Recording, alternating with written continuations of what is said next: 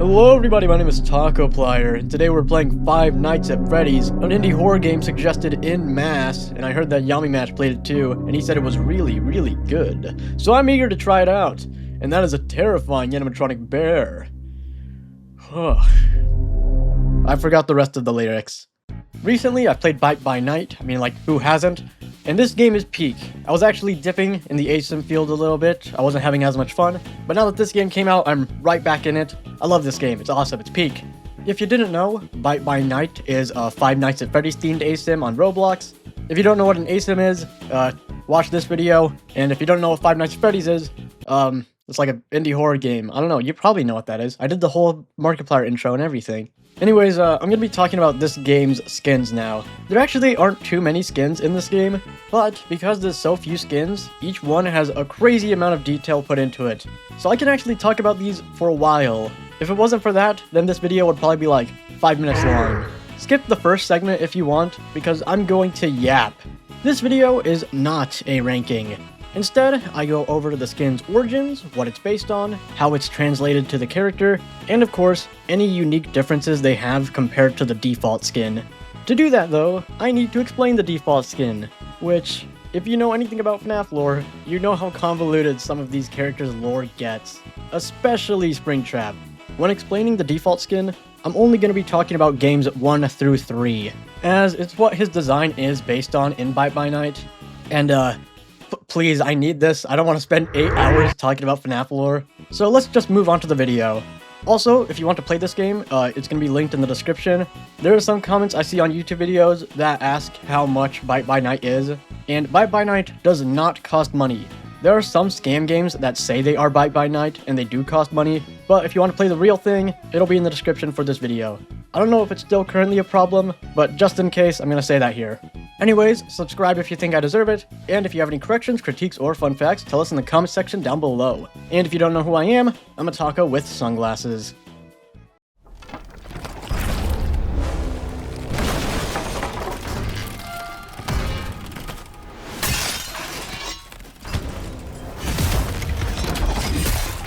You know who Springtrap is. To make this easier for you guys, skip to this part if you already know who Springtrap is, but want to hear his lore in Bite by Night. Or skip to this part if you already know that stuff and just want to hear some of their references. Or you could just skip to the next timestamp and be at the skins. I really only do the default skins in these games, so the later explanations will be easier. Got it? Got it. So, Springtrap is, or I guess was, the main villain in the Five Nights at Freddy's franchise. In the first Five Nights at Freddy's games, it was alluded someone was stuffing kids' bodies into animatronic suits. In the second game, it was confirmed, and in the third game, we got to see who did it. It's this guy. We kinda knew who he was in the second game, but he was always portrayed as this weird 8-bit purple guy. Purple guy! In the third game though, we actually got to face him, and learn most of his lore. His name was William Afton. Well, I guess we didn't really know about his name until the fourth game, or until the novel came out. Anyways, William killed 5 kids.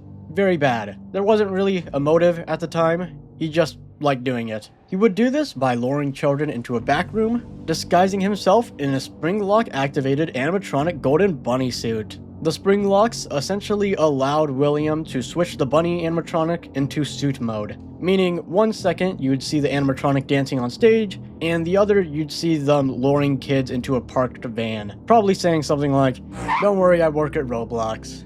Anyways, once the 5 children were killed and stuffed into suits, they of course gained sentience and possessed said suits. There's some important lore stuff here that involve other characters, but I'd have to talk about those in the future thanks to those characters already being planned for this game. So let's just focus on William. William thought everything was fine and dandy until one day, the souls of the children he murdered found William. William thought the souls wouldn't hurt him until he saw one pull out a steel chair, then William freaked out and decided to hide in his golden bunny suit, which of course killed him.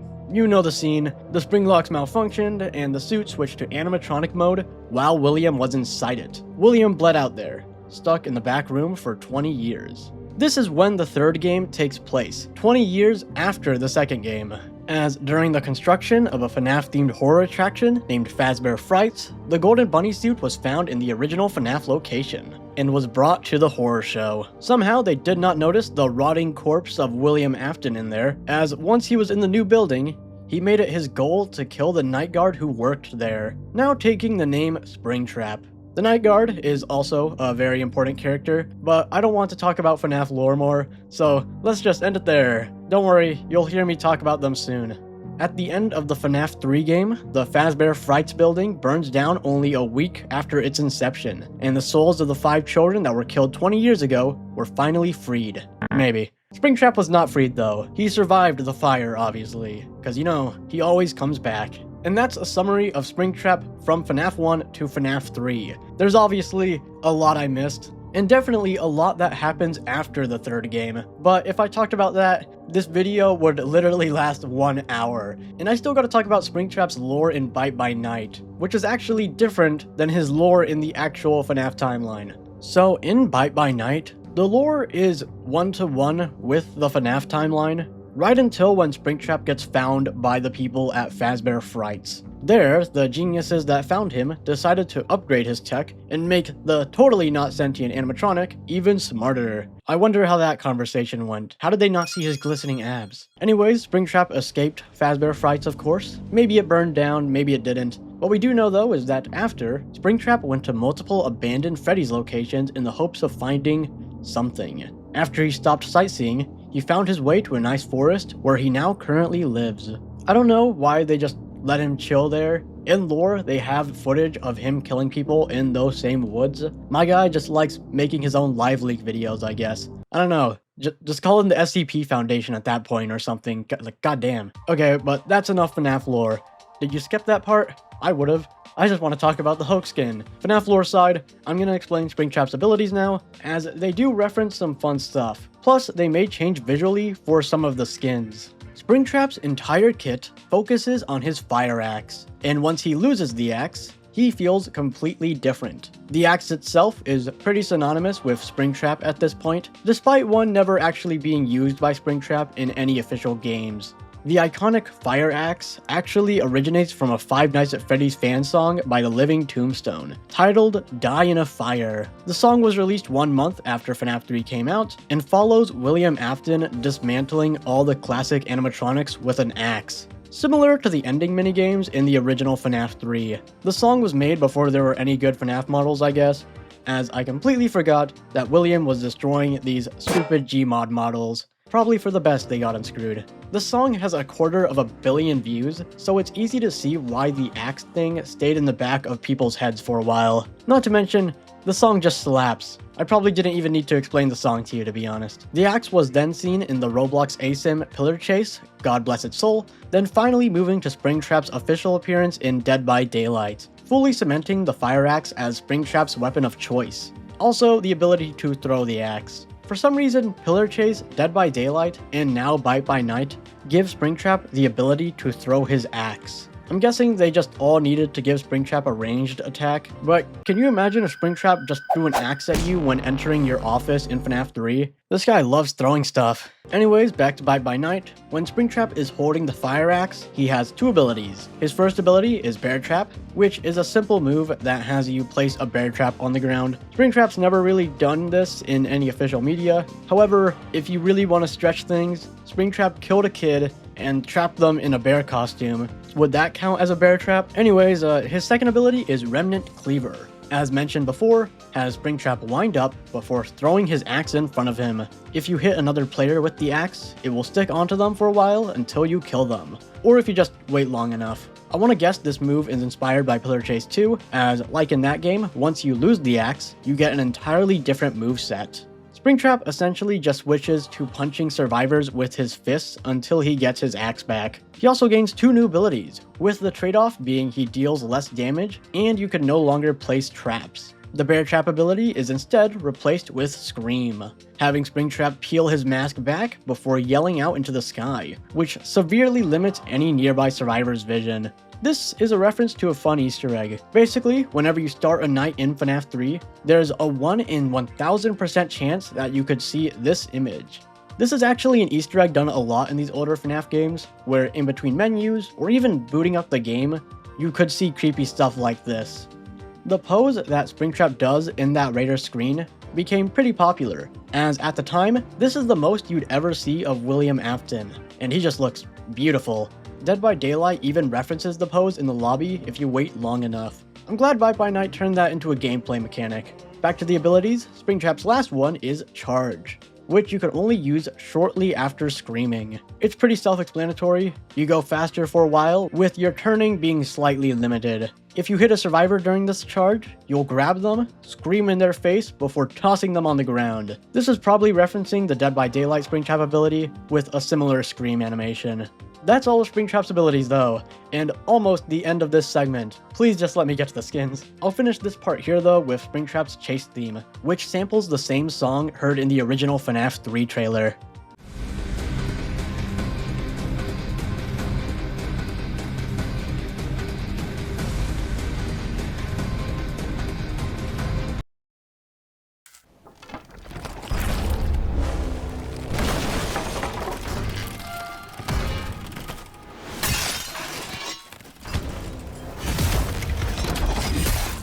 Ghost of Slaughter turns Springtrap into Kratos from God of War. Pretty easy reference to make. After all, Springtrap has both an axe and a six-pack in this game, so he's pretty much halfway there already. This skin's actually pretty fun, as it was originally just fan art of Springtrap drawn by user Dinahera on the official Bite by Night Discord, and Ozzel, man, I suck with names, the creator of Bite by Night, loved the drawing so much that he turned it into a skin, and god do I love him for that. I could talk about God of War a lot. I love this series. So I'm gonna be using this skin as an excuse to fangirl taco about it. God of War is a series of PlayStation games that take place in Greek and later Norse mythology. The games really just follow Kratos, the main character, killing gods. I mean, after the third game, the entire Greek pantheon is just all dead. Kratos did not leave any witnesses. The reason he did all this is because back when Kratos was still a mortal, he was a Spartan general, in charge of ensuring victory to his Spartan army. However, during one losing battle, Kratos called to Ares, the then god of war, to help him destroy the enemy side. Ares agreed, making Kratos his pawn. And things go well for a bit, until Ares tricks Kratos into murdering his whole family, then their relationship gets kinda rocky. Throughout the entire first game, you control Kratos as you try to get revenge on Ares for tricking you. And once Ares dies, Kratos becomes the new god of war. Then Zeus pisses him off in the third game. Pretty much every Greek god does. Like, they really need to learn to leave this man alone, just for their own safety. They never really learn though, and all the Greek gods are murdered by Kratos in the third game. The series was thought to have ended there.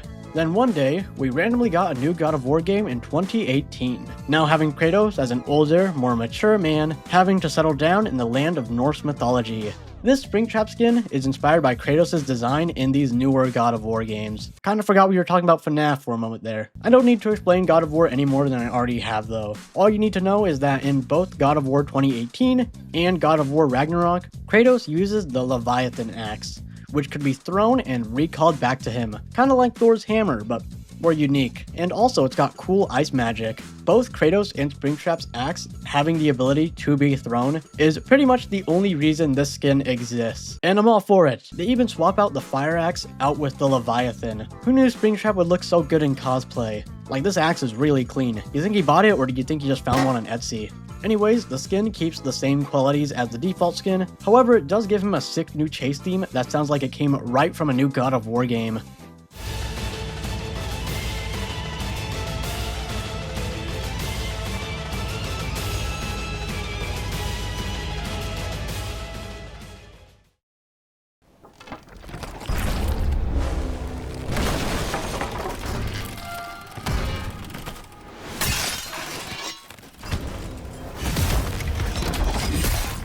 One thing I haven't talked about in FNAF 3 is the audio lore mechanic. Springtrap is the only animatronic in FNAF 3 that could kill you, and your only defense against him is luring them around the building with the Balloon Boy's laugh.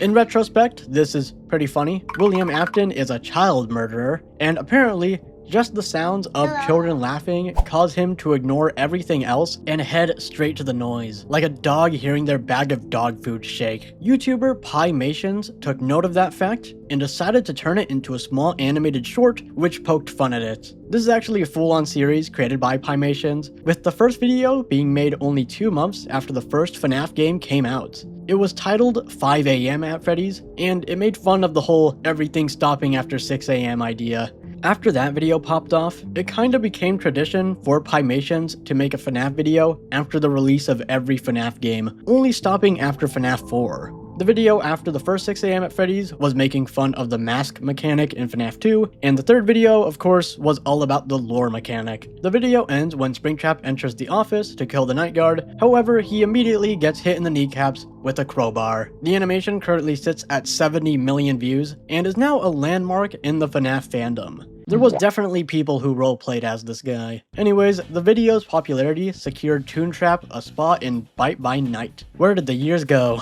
The skin's fire, as unlike the last skin, Toon is not Springtrap in a cool cosplay. Instead, this is just the same version of Springtrap from the Pymations video. And he's got the voice lines to prove it. When I'm done with you, your face will look like mashed potatoes. They got the same VA from 5 AM at Freddy's to voice Springtrap here, that being Zach X Fuller. I'll play some of his Bite by Night voice lines here, just so I could cross-reference them to the original animation. Ah, my freaking knees! Have at thee! Ah, my fucking knees! Get crowbarred, bitch! When I'm done with you, your face will look like mashed potatoes. When I'm done with you, your face will look like mashed potatoes. Yeah, whatever. I'm glad this guy doesn't yap too much, as if he did, he would be talking over his banger chase theme. I like to imagine it's based on the stock background music you could hear in the original 5 AM at Freddy's, but honestly, it probably isn't.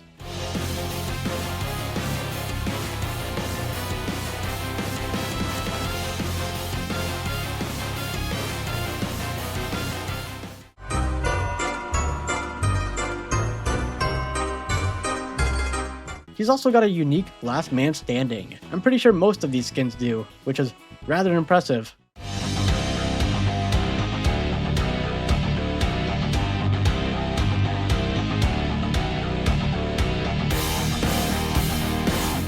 Toontrap also has a crowbar instead of a fire axe, because keep your friends close and your enemies closer, I guess.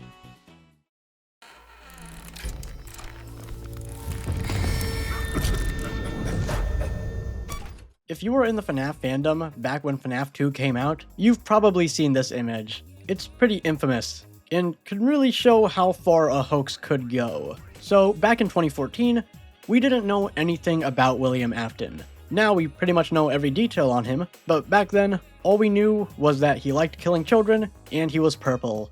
A purple guy, if you will. We were all desperate for answers, though. Who was this mysterious man watching us in every minigame? Who was the phone guy talking about in the last phone call?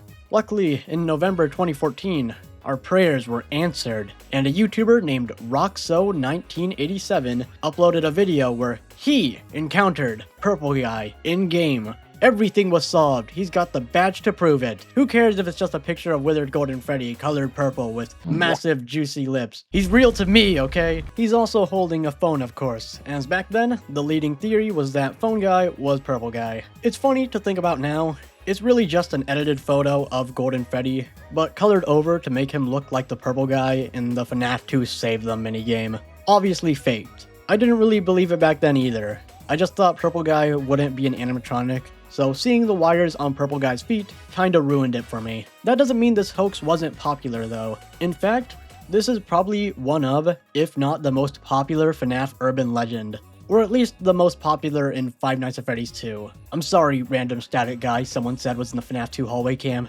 Hoax's fame might peak here though, as this skin is fire. He's got this new idle animation that takes advantage of his weird smile thing, and he's got unique voice lines, a chase theme, an LMS theme, and even a custom win animation that I showed earlier. The win animation showing what I think is supposed to be FNAF 2's parts and service door. The voice lines are kinda just Purple Guy saying how he's no longer a hoax, and that he's real. Would this mean that this skin is canon? God, I hope it is. I assure you, I'm real this time. Hoax's chase theme, while being amazing, doesn't really reference much. It does borrow a motif from an Undertale fan game though, the game being a take on Dusktale, which is like this whole other fandom I don't really want to get into, but in the fan game, you basically fight a messed up version of Sans named I probably messed that up. And the song that plays is called Ego Death. I'll play a little bit of these songs side by side.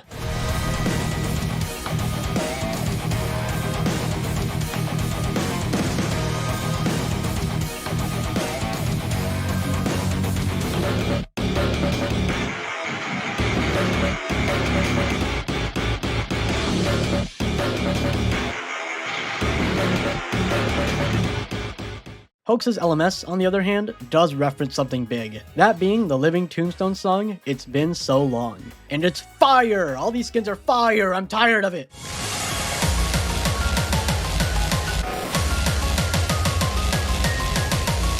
I'm so tempted to play the entire thing. Why does this skin of all skins get the best LMS theme? I've talked about Living Tombstone earlier, specifically the FNAF 3 song, but for this skin, since it's based off of FNAF 2 Hoax, you get to hear their FNAF 2 song in pretty much its entirety. I love it. It's why I've been playing it this long. Also, just so the song could finish, here's a fun fact. Since the original Purple Guy Hoax was just a recolored Golden Freddy, and this skin follows the source material so well, this Hoax skin is the closest thing we have to a Freddy killer in-game at the moment, which is really funny to think about. That was kind of a lot for only 3 skins. I hope you enjoyed it though. If you did, you should totally like the video, or share it with your friends or whatever. I really want this video to do well, so I have an excuse to talk about this game more. I love this game. I probably won't do a Bite by Night video immediately after this one. I mean, Springtrap has the most skins, and he only has 3. So I'm gonna make that a rule for this series if it continues. I'll only make a video on a character if it has 3 or more skins. That being said, I won't talk about Mimic until he gets 1 more skin, and I won't talk about Ennard until he gets 3 more. I think that's a good rule, just so I don't make videos that are too short. Anyways, thanking time. I want to thank Cool Fire Ninja for making the amazing thumbnail. I wanted to try to differentiate this series from my Dive Death one and my Forsaken one. So for this series, I want to try doing like original 3D renders. And Cool Fire Ninja is really good at making those. So please go show him some love. I'll link his YouTube channel in the description down below. And I want to thank Neko for editing as always. He's a great editor. I'll put his channel down there as well. And yeah, that's it. I should probably end this video now, just so it doesn't seem like it's too long. So yeah, bye-bye.